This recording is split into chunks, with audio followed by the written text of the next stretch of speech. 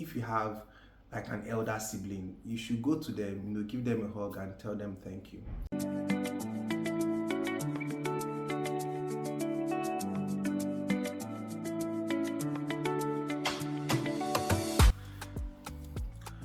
Okay, so welcome to another session. Welcome to another installment of In Pursuit of Perfection.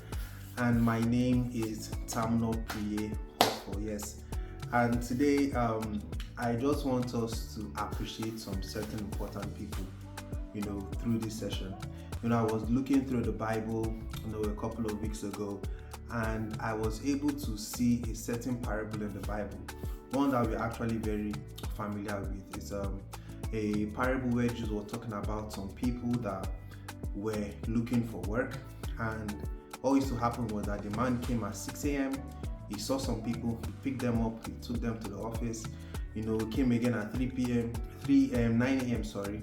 He picked them up, came again at 12 p.m., picked them up, came again at 3 p.m., picked some more people up, and then he came again. And at 5 p.m., he looked at some people and it was like, are you guys still here looking for work? They were like, yeah, man, it's been tough and we've not been able to find somebody. And finally, he picked those people up and sent them to the field.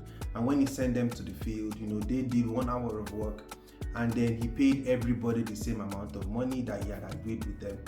And that was it, And there are many interpretations that you can glean out of this thing about grace, about mercy, and so many things that you can glean from this. But before I get into my explanation, like if you have like an elder sibling, you should go to them, give them a hug and tell them thank you, because that was exactly what happened for me in this scenario. Like when I read this parable, it was like inspiration. I'd never seen this parable in such a light before, and what I saw was the Lord showing me the value in those that came before.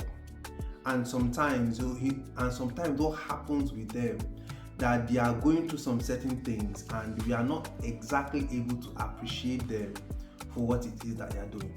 And sometimes they get angry for it. Let me explain. So this is the story.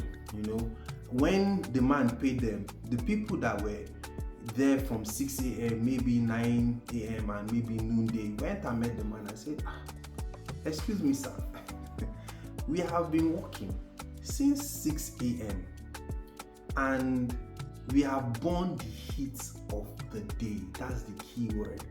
They have borne the heat of the day, and yet you're paying us the same amount of money as you're paying these people that are getting that are working for just 1 hour. They did not have to go through what we went through. And the man was like, yeah, but we agreed on this thing. Like, so what do you like? Do you want me to now? I'll do to my money what I want to.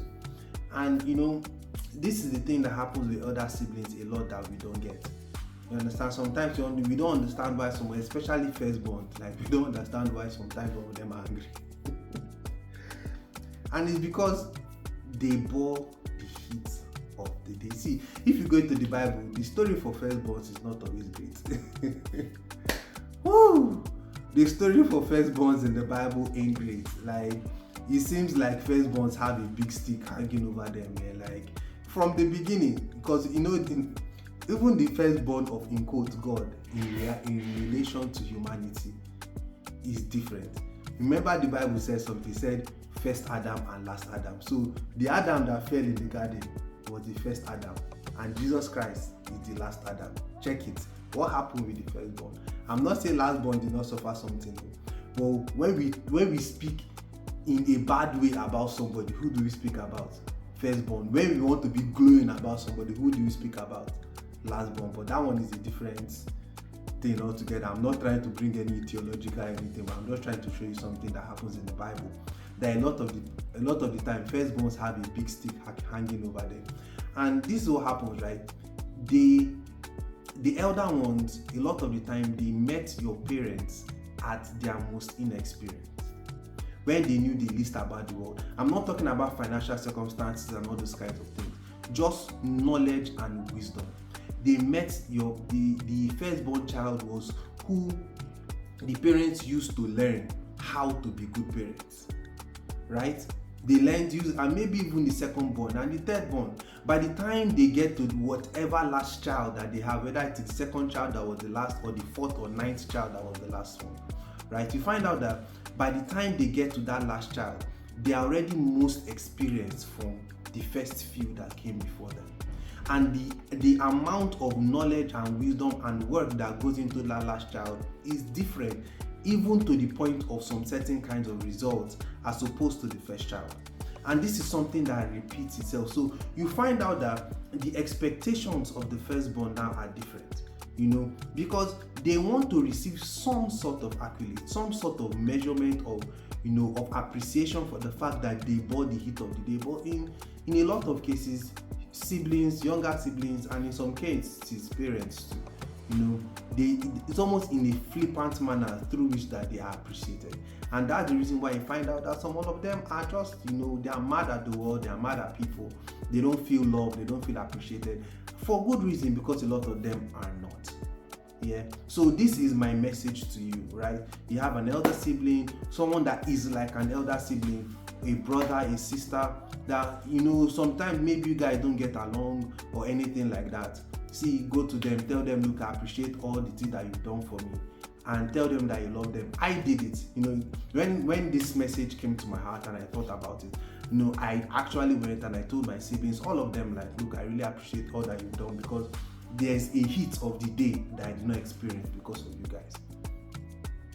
If you go deeply into that story, there's something to see there, that by the time you get to the last one, it means that those were the least experienced people. They were the weakest, yet they got the same benefit, the same love from the parents, the same expectations, the same desires, but yet the least work. So I'm just telling you, this video is not about doing something deep. It's just an appreciation for elder siblings. And I'll tell you that if you just go give them a hug, depending on your kind of family, they might be like, you, what are you doing? But seriously, if you're genuine about it, it will hit them somewhere, because they were appreciated for bearing the heat of the day. They bore your parents' most inexperienced moments, sometimes even the harshest times when it comes to finances and some other things. They bore that period, and by the time you came, those things were a fleeting memory. It's something to appreciate them for. And if you're an elder sibling that has not been appreciated, I am here telling you, thank you for being there. Thank you for bearing that burden for your younger siblings. Even if they might not say it, I'm sure in their hearts they really love you and appreciate you. So thank you so much for being with us in this session. God bless you, and we'll catch you in the next video. I love you. Bye bye.